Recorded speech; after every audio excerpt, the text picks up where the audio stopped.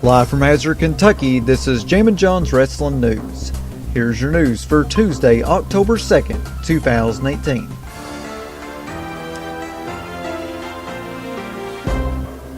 Last night's WWE Raw viewership was down to 2.302 million viewers from last week's 2.350 million average.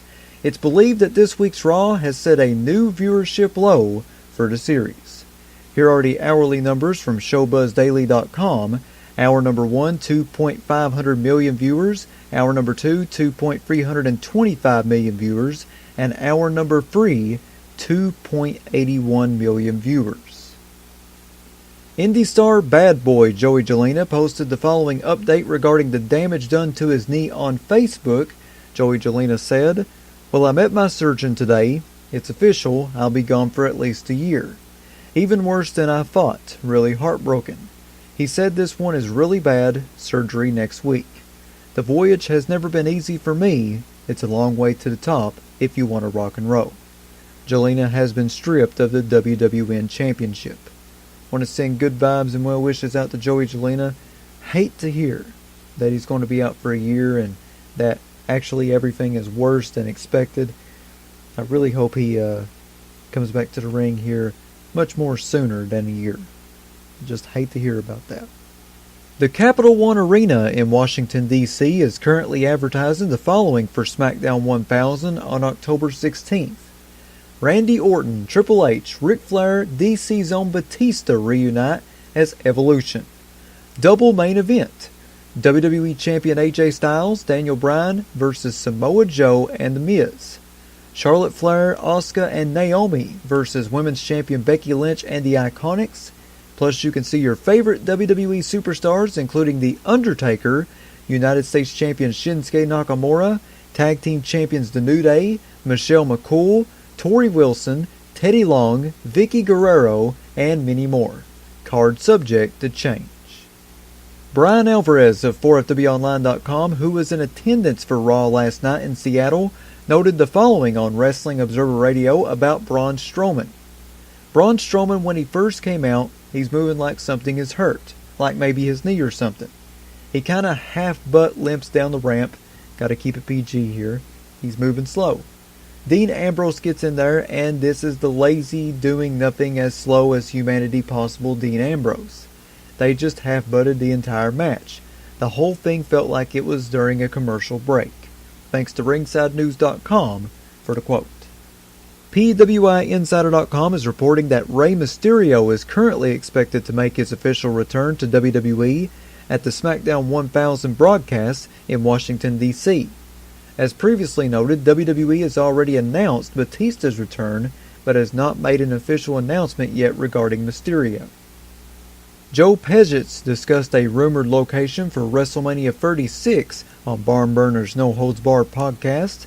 Joe said, "At the end of the month, I've heard that WWE is going to be in Minneapolis, so look for an announcement for Wrestlemania 36 in Minnesota in Minneapolis coming at the end of the month."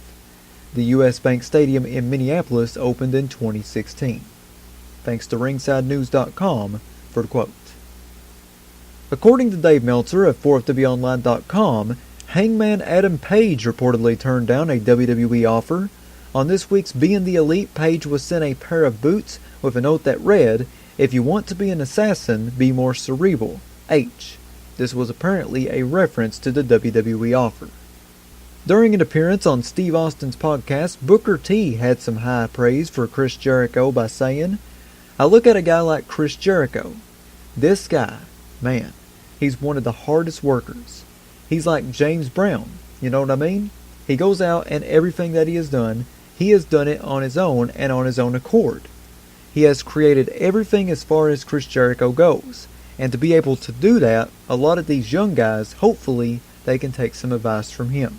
Thanks to WrestlingInc.com for the quote.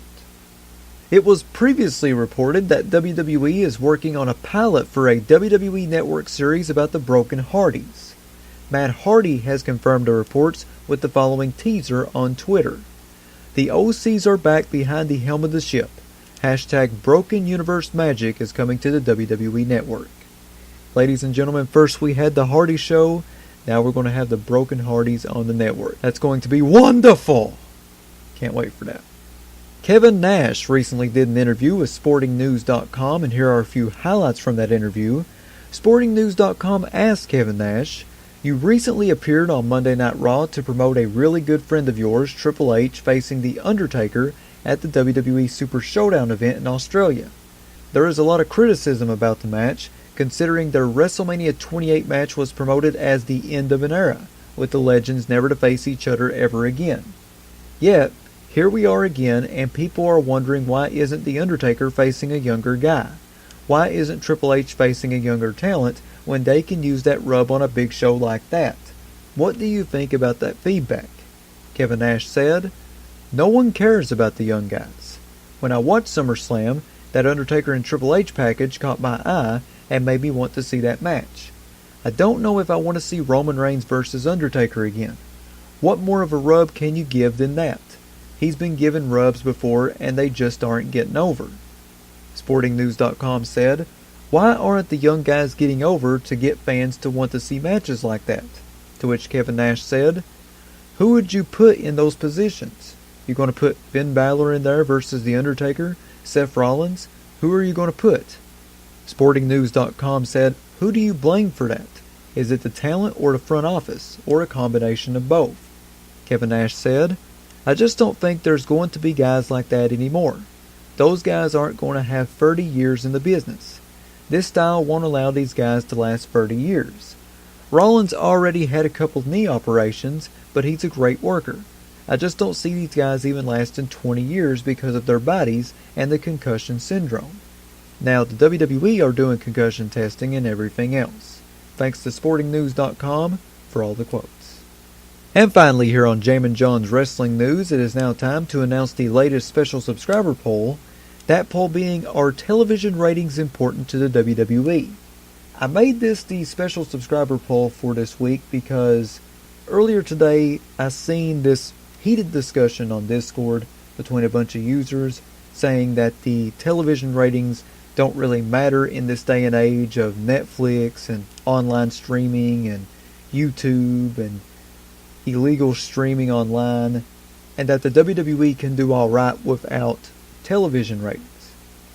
I kind of disagree with that because I still think that TV ratings is very important to the WWE because TV ratings really determine your core audience that watches your product every single week on television. Sure, the WWE is one of the most viewed channels on YouTube, and they make a lot of money off of the YouTube channel. Sure, they have sponsors on the WWE Network. Sure, they make money through ticket sales and merchandise sales. But really, a good majority of their money comes from advertising revenue on the USA Network. And if you follow Jammin John's Wrestling News, you know that I announced the quarterly earnings report for the first quarter. And as of this recording, just right off the top of my head right now, I don't really know for sure if I did announce the second quarter earnings yet. I don't know if I already done that off the top of my head or if they haven't came out yet. I have to really go back and listen to the previous episode to find that out. But I do know that they make tens of millions of dollars from advertising revenue on the USA Network. And with YouTube, WWE advertising revenue, they make a couple of million. So of course, I believe that it is still very important. Television in this day and age is still very important all around. It is still a big platform. Sure, Netflix and the internet with the information age here in full swing is a very big deal. And is a big platform as well, but so is television. Just an example, not trying to get political, but last week you had the Kavanaugh hearing, and when that was going on, because I watched it, on Twitter, every trending topic on Twitter in the United States was about the Kavanaugh hearing. Now there were, a couple of people that streamed it online, but the majority of people watched it on CBS and NBC and ABC on television. So television is still a huge platform in this information age. And I do believe that television ratings are still important to WWE. These low ratings that you've been hearing about, just in the beginning of this episode, I announced that the WWE had their lowest rating for Monday Night Raw. Low ratings for the WWE is a normal thing for the fall because of Monday Night Football. Monday Night Football usually takes it away, plus NBA takes it away, the NHL takes it away. So it's not really a big surprise to see low ratings. But to see last week the lowest rating in Raw history, and then this week the lowest rating in Raw history, there's no doubt in my mind that corporate in Stanford does look at that, and they are pretty alarmed about that. And I think that's the reason why they do send Shawn and Brett and Undertaker and Triple H onto these shows. Not only, even though yes, the main reason is to promote the match at Super Showdown, it's also to increase ratings and get people to switch over to see guys that they watched back in the Attitude Era and during the 1980s, relive their old moments and stuff to try to increase ratings. So while the WWE does make a lot of money through merchandise sales, ticket sales, and the WWE Network and YouTube, the majority of their money comes through television. And if television ratings really wasn't important to the WWE, then they would take Raw and SmackDown off of the USA Network and put it on the WWE Network. Which, if they did do that, this has not only been said by Dave Meltzer, Brian Alvarez, Mike Sempervive, the other people that do wrestling news, like myself, it's also been said by people in the business that if they was to take Raw and SmackDown off of the USA Network, completely off television, and just put it on the network, it would be disastrous for the company because they would only be making a couple of millions of dollars in revenue from advertising on the network, and the advertising revenue from the network along with merchandise sales and ticket sales doesn't equal enough revenue to how much they make every quarter, and so it would be disastrous for this company. So yes, I do believe that television ratings is still very important to the WWE. I can understand why a lot in the Discord chat probably thought that it's not important anymore because of the rise of the internet and Netflix and stuff, but it's still very important because that's where they get the majority of their revenue money from. If television ratings weren't important, it wouldn't be on television. Simple as that. If you are a subscriber, you can go vote on the latest special subscriber poll at patreon.com/jamminjohn. If you're not a subscriber, what are you doing with your life? Go subscribe to me at patreon.com/jamminjohn. I have free packages on there ranging from free to $7. Not a whole lot of money. I would really appreciate it if you supported me a little bit financially.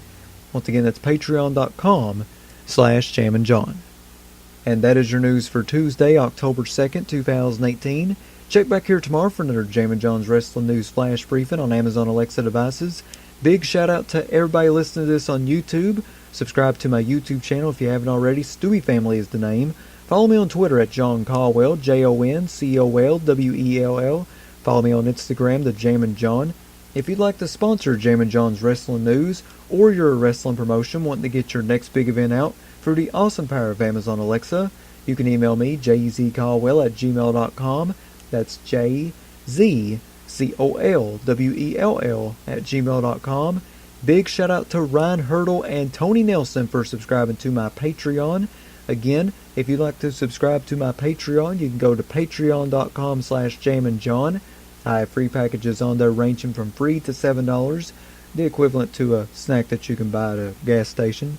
I'd really appreciate it if you supported me a little bit financially. Once again, that's patreon.com/jamminjohn.